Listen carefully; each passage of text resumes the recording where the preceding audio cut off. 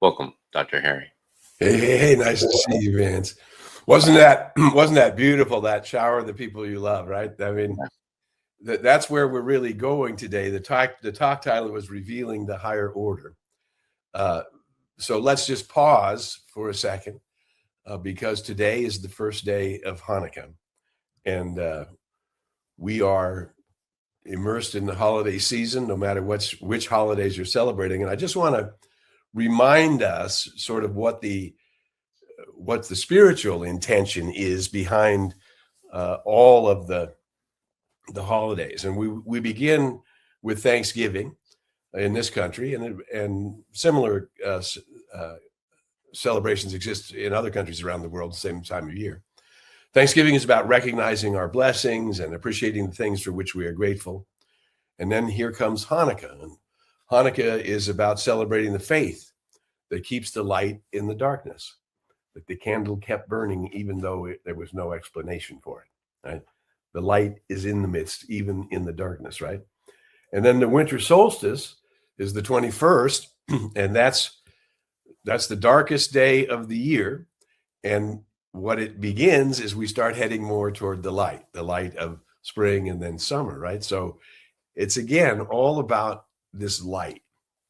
And what I wanted to talk about, then we go, from Christmas, which is about exploring the possibilities of what an awakened humanity might be like, what an awakened human might be like, and how we might be able to knock on that door, ask and seek and knock and open to that awakening of our own cosmic awareness.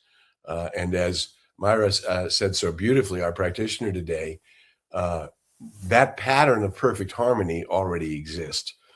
In the 1870s, early 1900s, Judge Thomas Troward said, harmony is heaven's first law. So here's something, and what does that have to do with shower the people? Well, what we know, the philosopher Ernest Holmes says, the impulsion of all creation is love, right? So love is the power that brings forth the patterns of wholeness, the patterns of reality, the patterns of the Christ, the Atman, the Buddha, the high self, the patterns of the I am that you are, that I am. And this is the great division throughout the history of humanity, which is we find a path to that awakening. We find a guru, a saint, a sage, a mystic, a prophet, a Bible to show us that way. And then we believe that that's the only way. And the truth is there are many ways, as many possible ways as there are incarnate souls, because each one is born in the image of the I am. And I am, the philosopher Ernest Holmes says, is the secret of nature and the emblem of eternity. So one of the things that I talk about all the time, and almost, I was 33 when I got ordained, so that's a good long time, 36 years of public teaching. And one of the quotes that I love dearly is the quote from Meister Eckhart, the 12th century mystic.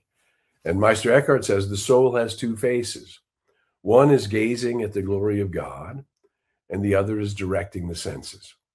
And of course, when that which is directing the senses is coming through the I am, right? It's coming through your high nature. It's coming through that nature that is your elevated self, which is, even the master teacher Jesus said, which you are one with me and I am one with you. We all are that potential of the emblem of eternity revealing itself as that Christ nature, that Buddha nature, that Atman nature, that high self nature. And in that nature, again, as the poet Ernest Holmes says, in my house, there's room for all. In that nature, there's room for all. And in that nature, perfect harmony is always the predominant reality. And that harmony isn't spontaneous. It's not like, here's the pattern. It's not like you awaken to your nature and then it's all decided. No, because it's all unfolding through what we call the law of the circle or the law of mind. That each one of us is directly connected through our thinking, through our thoughts, words, feelings, and actions, we are all directly connected to the law of the circle. That which comes from me returns to me, right? So that got known in the 70s as the karmic law, which is the same law, which draws itself from ancient Hinduism, the world's oldest tradition. So what we find is that the path of awakening is a multidimensional path of possibilities coming from this heaven's first law that each one of us sort of knows there's a higher order of possibility. And when we read the daily newspaper or see even in today's world, the racism that happened today in Australia, and we've seen that break out in all kinds of different, from anti-Semitism to prejudice of all kinds, racism of any kind is not inclusive. And since there's only one life and one energy and matter are equal and interchangeable, there's no such thing as anyone being better than anybody else, because everyone is the glory of the Most High. Everyone is this higher order of being and potential. Everyone is able to listen to their intuition and follow it. And that's when we begin, that Ernest Holmes, again, the great philosopher from the last century, Ernest Holmes says, intuition is the voice of God in the human being. Well, that's the I am nature directing your senses, guiding you to what is your highest order of being that will move you in the upward forward spiral of awakening to the glory of the Most High. I mean, imagine that part of your nature, a great big part of your nature, the multidimensional aspects of who you are, part of your nature is constantly staring at the glory of the Most High, right? At the glory of God, and in awe and wonder. This morning, because I'm in California, so to be with you, I had to get up when it was dark. And I was outside as the sun was rising, and this beautiful pattern of clouds behind the sun rising, just so filled with art and meaning and possibility. And all I can do is look at it and say, that's beautiful. And there's a higher order. That's part of the I am revealing to me that it's looking at the glory of the Most High. Even though I might not be able to decipher that beautiful artwork created by the clouds, which are spontaneously moving, right? What I know is it's connected to the higher order and is revealing to me something to my senses that is beautiful, right? And I can go, oh, wow. Even though I may not comprehend it, I can be with it. I can be at one with that glorious sunrise.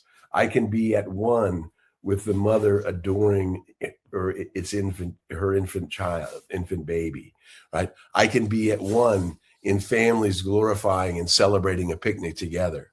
I can be at one, even as in the next couple of weeks we watch the ball. Some of us will watch the great crystal ball made in Ireland fall in New York City as one of the great symbols of the dawning of a new day, the dawning of a new possibility, and looking optimistically toward the future, right? So all of us know that there's this higher order of being. Well, now if we go back to what Ernest says, the impulsion of the universe is love, how do I knock on that door that I may constantly be looking and asking my own soul, the I am that I am, the I am that is the image and nature of the one, the I am that is the gift of the Most High to itself, from itself, through itself, and I am that. How can I bring that order of being? And that's why when you folks at CSL Midtown asked me to pick that music, I thought, well, that song, Shower the People You Love with Love, that's how you reveal it. You shower the people you love with love. You open yourself to what Jesus spoke the Aramaic language, to the Aramaic word Rachma, love, which means I love you like a rock. I've been a skier my whole life, and well, since I was 10, and I love the mountains, and I love the beauty of the mountains, and of course through that, love the forests and the trees, and love the oceans and the streams and I mean, I get such a charge from nature, right? And we bring that awareness that that's the revelation of the glory, of the potential glory, that what your soul is looking at is not only through the earth's atmosphere, but through the atmospheres of the dimensions, through the atmospheres of all the expressions of the highest orders of love, right? Saints, sages, mystics, prophets, angels, all the dimensions that could possibly be. So universal love, and Jesus, the master teacher, said, well, he said, love your neighbor as you love yourself. And then he was asked, how do you define neighbor? And the answer is anyone you are mentally or physically aware of. And that's Rachma love, to be able to have that. I love you just like a rock, even though I don't know you personally. Now, there's also in the Aramaic language the word kuba love, which is I'm in relationship with you. I know you personally. I revealed some of your specialness has been revealed to me because of our relationship. Well, that's kuba love, right? I mean, that's kuba love, the special love known through relationship. But each one of us is capable of rising to the level of Rachma love, where we simply recognize that other human being, regardless of race, color, creed, way of being, where they're from, what their background is, even in forgiving the mistakes that you may have witnessed in your life, forgiving yourself, and therefore having the capacity to forgive everybody else who makes mistakes. Because we will, as we're evolving, we will rise up into that I am awareness. We'll rise up to that place, and then something will happen. Could it be anything from a betrayal to we made a mistake, or we didn't pay attention for a second and we had an accident, and it doesn't matter. We have to recognize that the glory of awakening is to continue to journey in the direction, inch by inch, notch by notch, circle by circle, going around. Sometimes we hit health and wealth and love and purpose, and sometimes we have a continuing issue. We think, I haven't grown.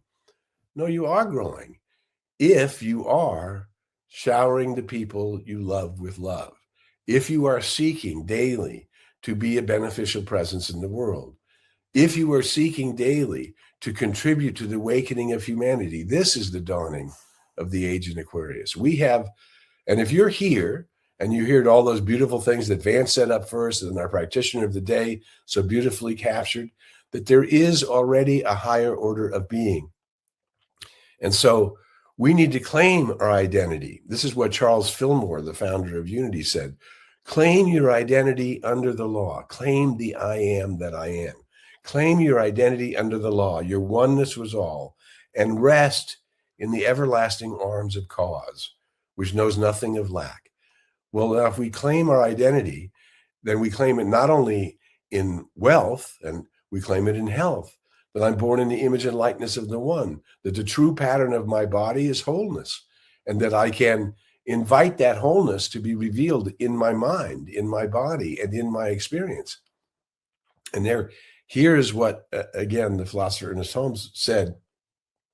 How do you know that you're on the right track? Well, if you have a practice. Well, what's the practice? And the practice he suggests is daily we meditate. Now, meditation can happen in many different forms. There are many different ways of meditation. I've been participating in mantra meditation for decades on a daily basis. And all that is putting the mantra in your third eye area and simply repeating it over again. It could be a word or a phrase. The mantra I use is I am, the emblem of eternity. So daily, I quiet my body. I put my attention on the I am. I dwell on the I am, I am, I am. And the mantra is not the meditation, but it will take you past the mantra into a place where your mind is quiet so that you can more easily hear the voice of the One, guiding you, guarding you, protecting you, directing you, and leading into the paths of perfect right action, right? Claim your identity under the law. And this is why we are dealing, when we start to use the law of mind, or the law of the circle. That which is coming from me is returning to me. And we start to really use that law as knowing that it is transcendental, meaning it's transcendent of circumstances, right? So we see through the mist into the reality that I am born as the I am, that is the glory of God, and that the real nature of my soul is already gazing at that glory and now directing my senses. If I will be still, shower the people with love, and things are going to work out fine if you only will, is the line that James Taylor wrote. Shower the people you love with love, and things were going to work out fine if you only will. If you only will what? If you only will shower the people you love with love. And then shower the people that you don't know personally, you don't have a Cuba relationship with, but you see them. They're in the market, they're in the bank, they're at the car wash, they're people you do business with, they're people. Everyone is the potential of the awakening one, the awakening Christ, the Atman, the Buddha, the glory of the Most High, that thing that enables you to transcend everything and see that you are already you have the right to live in perfect harmony, which doesn't mean you're an automaton. It means, oops, there go. This is the cat who chews up the chair with her nails. We already know that there is this other thing. Somewhere we know underneath there are the underlying arms. Somewhere we know underneath we can rely on spirit. That's why the ancient Moses said, underneath there are the underlying arms. And Charles Fillmore, thousands of years later, says, claim your identity under the law. Choose your oneness with all and rest in the everlasting arms, knowing that you are guided, guarded, protected, and led each day into a greater awakening of who and what you are. Whatever the circumstance that needs healing, whatever needs solution, we begin to, through our daily practice of affirmative prayer, instead of spending time in fear and doubt, we're spending time in faith that all the matters in your world are being resolved into the highest order to bring you to the higher order of awareness, to bring you to the place where you're an instrument of peace and love and healing and wholeness and joy, and therefore making your contribution to an awakening humanity, revealing the higher order of being. And there is a higher order of being. And the higher order of being is spontaneously moving from love to more love, from joy to more joy, to good and more good. There's no limit to the good that is mine. There's no reason I should feel I'm detracting from anybody's good, as I'm allowing my good to expand, as I send my compassion and caring out to an awakening world. When I read the newspapers and know that this is not the reality of who humans are as divine expressions of the one.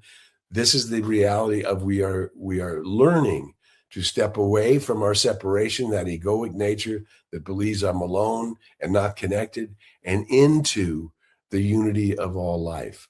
And therefore being an instrument through which I'm bringing the light, the love, the truth, the wisdom, the peace, the poise, the balance, the harmony, the good into my life, through my thoughts, through my words, and through my actions. Yeah. And then we cultivate, as Joel Goldsmith said, and others way before Joel Goldsmith in the last century said, daily we should practice the presence. I mean, practicing the presence means I know I'm one with the one. I know that the glory of the Most High is revealing itself to me in this day. Today, here, Ernest gave us a really simple affirmation. Ernest Holmes says, we're born to have fun living, to consciously commune with the power that is within and around us, and to grow and expand forever. And we say, well, how do I do it? Well, I would go play that James Taylor song again. Shower the people you love with love. Show them the way that you feel. And things are going to work out better if you only will. Shower the people you love with love. Express that love. whether it's through word, whether it's through deed, whether it's through your feelings. But why not be conscious about it? Isn't it okay to recognize that we can love one another, that we can support one another, right? That we can be together in the consciousness of supporting an awakening world, allowing our lives to be health, wealth, love, and success. And knowing that the more of that good that I bring into my life, the more of that joyous expression I bring to my life, to Hilda de Jardin, right? Joy is the infallible sign of the presence of God, right?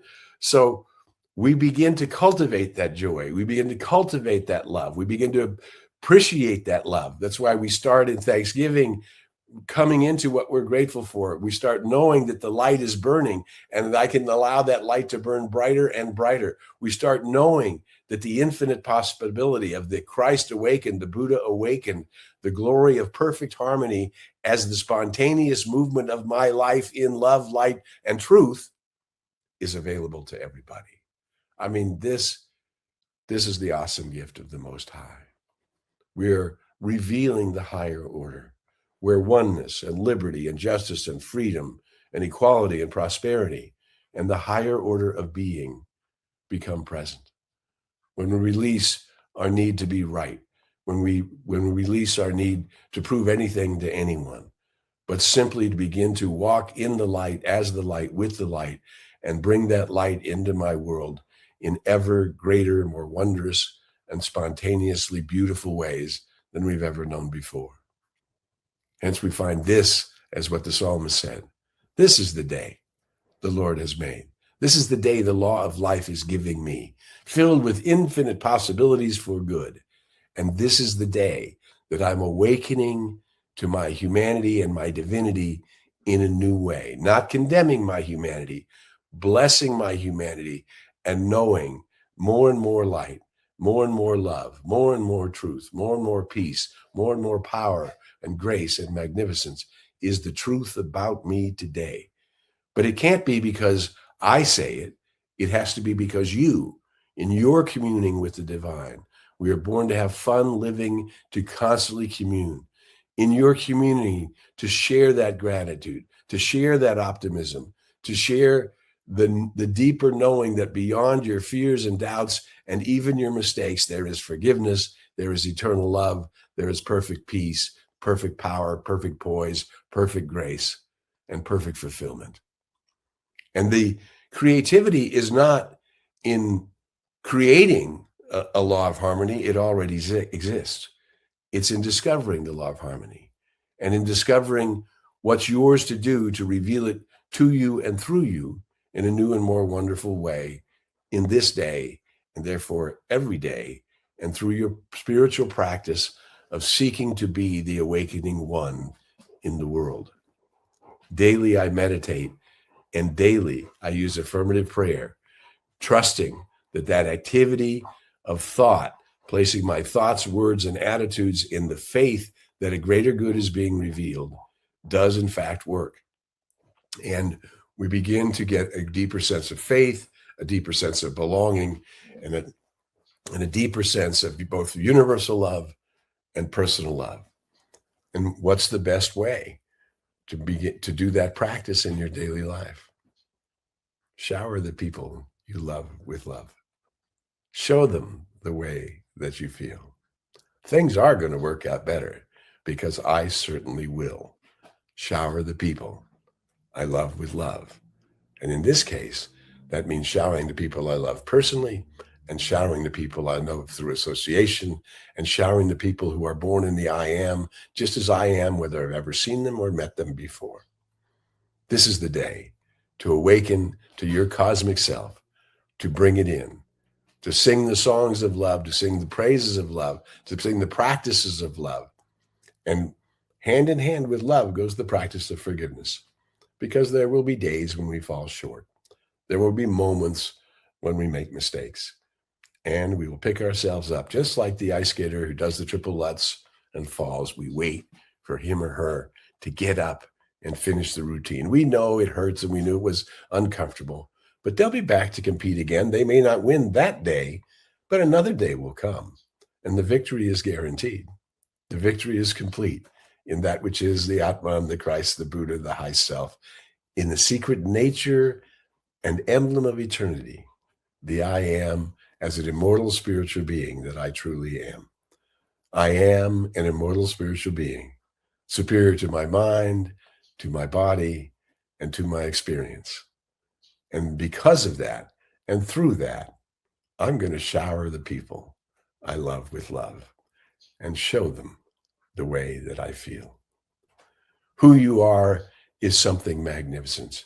It's been my honor and privilege to be with you today because we are walking this path together, bringing light and bringing beneficial presence into the world, transforming humanity, which is what we came to do our part in an awakening world. Until we meet again, I invite you to go in the light, as the light, and with the light. May the long time sun shine upon you, all love surround you, and the pure light within you guide you on your way. Thanks for sharing.